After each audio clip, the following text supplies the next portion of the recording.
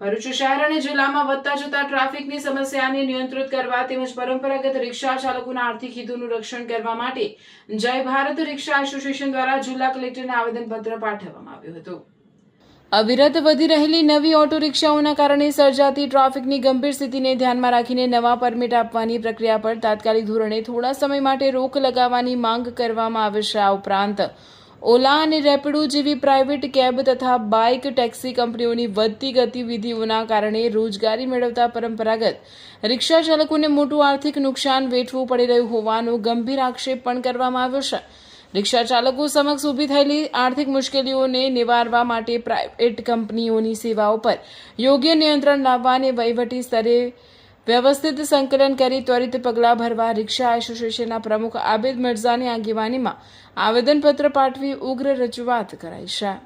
2024 માં રજૂઆત હતી કે ભરૂચની જે ટ્રાફિકની સમસ્યા છે, ખાસ કરીને એમાં નવા પરમિટ બંધ કરવામાં આવે। રોજની 10-15 રિક્ષા આવે છે, જેનાથી ભરૂચ જિલ્લામાં ટ્રાફિકની બી સમસ્યા છે। 2022માં લગભગ 18,000 રિક્ષાથી આજે 2026માં 25,000 ઉપર જેવી રિક્ષા થઈ ગઈ છે।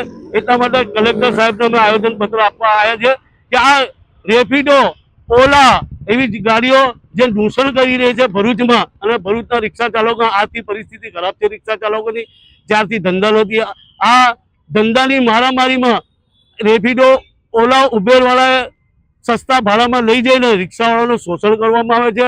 અમે કલેક્ટર સાહેબને રજૂઆત રાખીએ છીએ કે તાત્કાલિક આ રેપિડો જેવી સંસ્થા પર રોક લગાવવામાં આવે અને રિક્ષા ચાલકોને રાહત મળે, અને ભરૂચ જિલ્લાના અંદર ખાસ કરીને નવા પરમિટ બંધ કરવામાં આવે કે નવી રોજની 10-12 રિક્ષા આવે છે, જેનાથી રિક્ષાવાળાને એમ જ ધંધા નથી ને આર્થિક પરિસ્થિતિ ખરાબ છે। રોડ રસ્તા સાંકડા છે, રિક્ષા મૂકવાની જગ્યા નથી। આજે અમે 2024થી રજૂઆત કરીએ છીએ, આ રજૂઆત સાંભળવામાં આવે એવી અપેક્ષા રાખીએ છીએ। જય હિન્દ, જય ભારત।